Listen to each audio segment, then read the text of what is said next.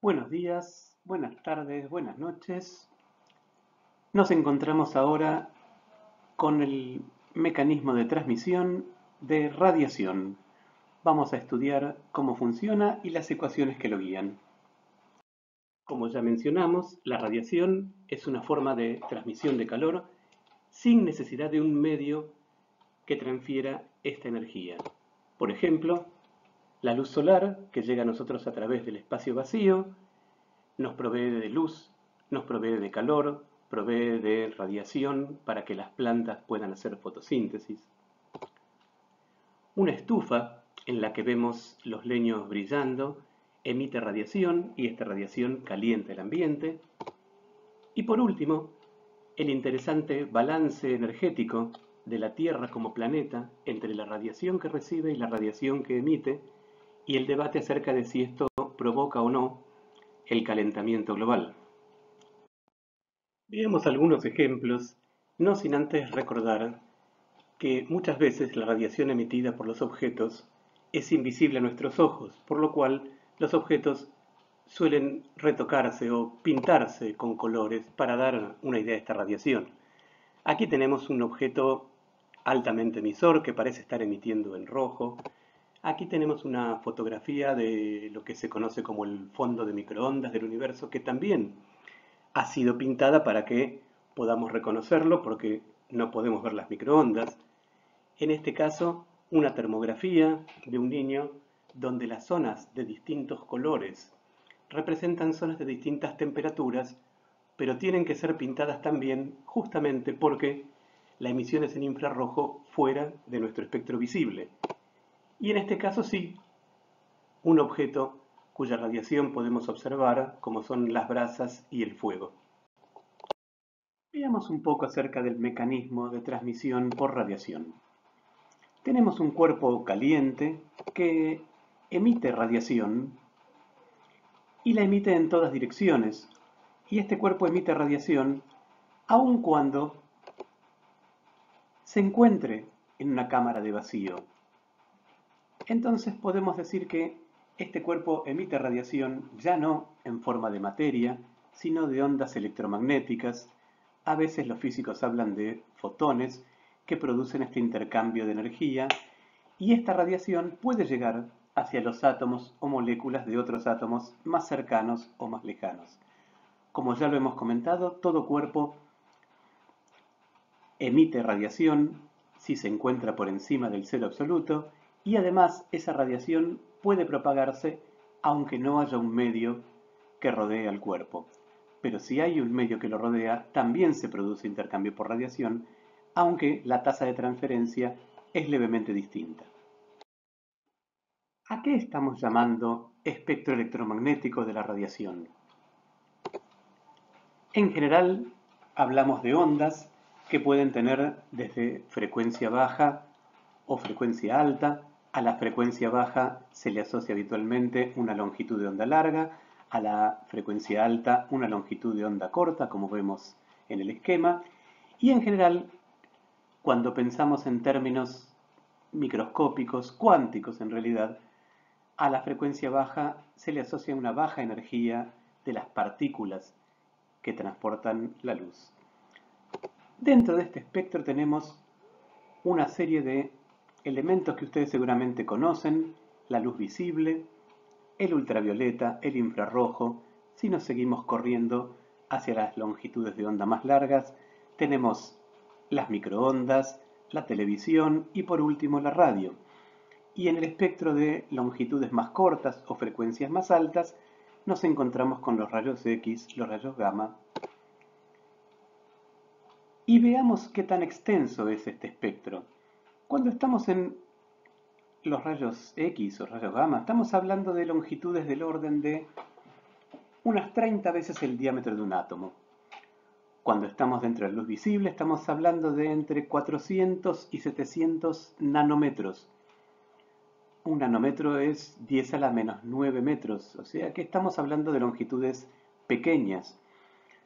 Cuando pensamos en radiaciones de microondas, estamos hablando de longitudes de onda del orden de 3 centímetros o una pulgada y de frecuencias de 10 a la 10 o 10 a la 9 Hz.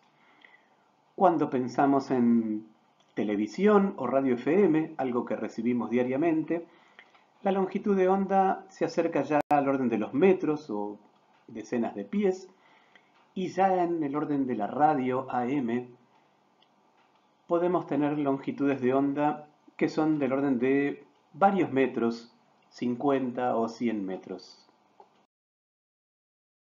En el esquema que sigue nos encontramos una vez más con el espectro cercano del visible, el azul, el verde, el rojo. Podemos ver acá que el azul está entre las partes de longitud de onda más corta del espectro y el rojo más largo. Y podemos ver además algunos de los parámetros de longitud de onda más frecuentes que se usan. Un ángstrom es 10 a la menos 10 metros, un micrómetro es 10 a la menos 6 metros, o sea, una millonésima de metro. Y podemos ver que las frecuencias que se usan son del orden del kilohertz, megahertz y gigahertz. Ustedes posiblemente conozcan estos nombres porque los miles de hertz se usan para nombrar las radios AM, los megahertz para las FM y muchas veces se usan los gigahertz para pensar ya sea en los procesadores o a veces en las frecuencias con las que se contactan los celulares. Yendo un poco a la historia de la radiación, los primeros que estudiaron la radiación no fueron físicos, sino alfareros interesados en conocer con un poco más de cuidado la temperatura de los hornos en los que cocían sus piezas. Uno de los primeros alfareros que se dedicó a esto fue Wedgwood, que notó que a partir de una cierta temperatura todos los cuerpos se volvían de color rojo. Esta era una propiedad interesante y así quedó establecido. Tan útil resultó esto que los alfareros hicieron una tabla de colores que indicara las temperaturas. Años después, a esas temperaturas se les pusieron valores numéricos y hoy la conocemos como la guía del alfarero. A 480 grados tenemos un débil resplandor y así vamos siguiendo con colores conocidos como el rojo guindado, el anaranjado. Ya a 1100 grados tenemos un color anaranjado bastante intenso y finalmente cuando llegamos a los 1400 grados el cuerpo emite prácticamente la misma cantidad en todos los colores del visible y a nuestros ojos se lo ve como blanco. Es posible construir instrumentos para medir la temperatura de un cuerpo a partir de su radiación. ¿Cómo hacerlo? Se lo puede hacer, por ejemplo, con un pirómetro. Un pirómetro es un instrumento que va a comparar el color de la emisión de la radiación de un filamento con la radiación del objeto cuya temperatura queremos conocer. Siendo así, entonces, aquí tenemos tres cuadros en los cuales puede verse el filamento sobre un fondo más oscuro. Esto quiere decir que el filamento está más caliente que el fondo del cuerpo que queremos medir. En el segundo vemos que el fondo está más brillante, por lo cual el filamento está más frío que el cuerpo que queremos medir. Y en el tercer caso, cuando el filamento desaparece en el fondo de la radiación de nuestro objeto, ahí podemos entonces saber que la temperatura de ambos es la misma porque están emitiendo de la misma manera. Una vez conocido este color, con una ley sencilla a partir de la corriente eléctrica que circula, determinamos entonces la temperatura de la radiación y por lo tanto la temperatura del cuerpo que queríamos conocer. Ya hemos visto cómo se puede medir de distintas maneras la temperatura de un cuerpo que está radiando, pero ahora lo que queremos conocer es cómo está distribuida esa radiación en el espectro de frecuencias o de longitudes de onda. Este problema de determinar la cantidad de energía que se emitía en cada longitud de onda es el conocido como problema del cuerpo negro. Por un lado hay que determinar cómo está distribuida esa energía y por otro lado la pregunta de ¿será posible deducir esta distribución a partir de consideraciones teóricas. El espectro podemos verlo aquí medido en distintos objetos. En general se toman objetos muy radiantes como estrellas, el Sol, para tener un espectro completo.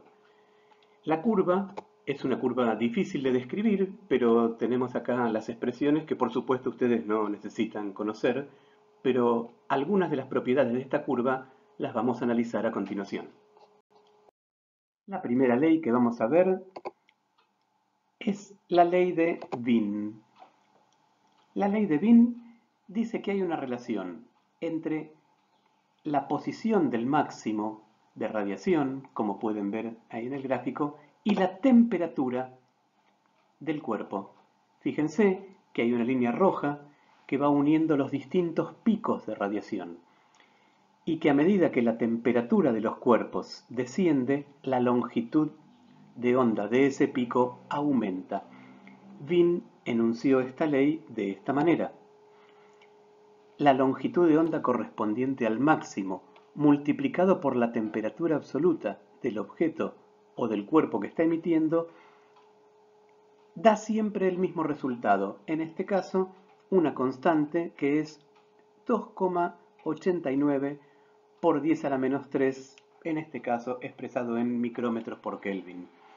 Es una regularidad interesante porque nos muestra que cuanto más frío está un cuerpo, más larga es la longitud de onda, y cuanto más caliente está un cuerpo, más corta es la longitud de onda, puesto en energías, cuanto más caliente está un cuerpo, más frecuencia tiene de radiación, y cuanto más frío, menos frecuencia tiene su pico de radiación.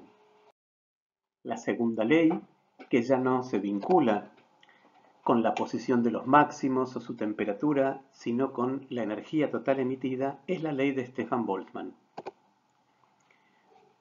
Cuando vemos el gráfico de la radiación o de la energía irradiada en función de la longitud de onda, podemos ver que en cada segmento de longitudes de onda, el área equivale a la cantidad de radiación emitida, en realidad a la energía emitida. Si pudiéramos calcular el área total de la curva en todas las longitudes de onda posible, eso nos diría cuánto calor está perdiendo ese cuerpo por radiación en todo el espectro, o sea, cuánta energía está irradiando ese cuerpo. Si calculamos esa integral, el área debajo de la curva, para quienes no han visto aún las integrales, Stefan y Boltzmann establecieron una ley que dice que lo que ese cuerpo emite por radiación a una temperatura absoluta T es proporcional a la temperatura a la cuarta del cuerpo. Hay una constante de proporcionalidad que ahora vamos a ver, y también, por supuesto, esto depende del área que el cuerpo tenga para intercambiar por radiación. Pero lo más importante de esto es la radiación del cuerpo depende solo de su temperatura absoluta y no de la temperatura del medio. El cuerpo emite de todas formas, aunque no haya ningún medio alrededor que tenga una temperatura o más alta o más baja. Dijimos recién, los cuerpos emiten radiación de acuerdo a la ley de Stefan Boltzmann, de acuerdo a su temperatura absoluta. Habíamos dicho que la tasa de emisión, el H emitido, la cantidad de Joule por segundo o calorías por segundo era proporcional a una constante sigma, al área y a la temperatura a la cuarta, y hay que agregar una constante de emisividad que da cuenta de qué tan buen emisor o mal emisor es ese cuerpo. Entonces, como dijimos, A es el área exterior del cuerpo, sigma es una constante, y la emisividad de la superficie es un valor entre 0 y 1 que deberá conocerse para poder averiguar la tasa. Acá también tenemos entonces el valor de la constante de Stefan y Boltzmann expresada en watt sobre metro cuadrado y Kelvin a la cuarta. Como decíamos, para un emisor ideal la emisividad valdrá 1, para un muy mal emisor la emisividad será cercana a 0. Pero ¿qué pasa cuando un cuerpo está sumergido dentro de una radiación de otro cuerpo también? Por ejemplo, como decíamos antes, la Tierra emite una cierta radiación proporcional a la temperatura de la Tierra, pero recibe radiación proveniente del Sol a la temperatura del Sol. Entonces deberíamos plantear que ese cuerpo tiene una transferencia neta de calor por radiación que se expresará como aquello que absorbe menos aquello que emite. Aquello que absorbe por radiación y aquello que emite por radiación. Entonces podemos decir que será proporcional a la emisividad del cuerpo por el área del cuerpo por la constante de Boltzmann, y aquí habrá que considerar cuál de los dos términos es más grande, si aquella temperatura de la cual absorbe radiación o aquella temperatura a la cual emite radiación. Lo que sí podemos decir es que si el cuerpo está más caliente que su entorno, pierde energía por radiación, y si está más frío que su entorno, recibe energía por radiación.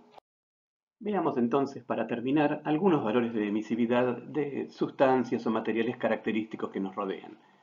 Vemos, por ejemplo, que los metales como el acero, el aluminio, el cobre tienen emisividades muy bajas y que objetos como la madera, el papel, el policarbonato o el hormigón tienen una emisividad bastante alta, en este sentido cercana a 1. Podemos decir entonces que cuando la emisividad de un cuerpo es de 0,8, la radiación del cuerpo es un 80% en energía de la que sería el emisor ideal. Con esto termina entonces nuestro recorrido por la transmisión de calor por radiación. Ya hemos visto la conducción, así que seguiremos después con los próximos capítulos. Muchas gracias y hasta luego.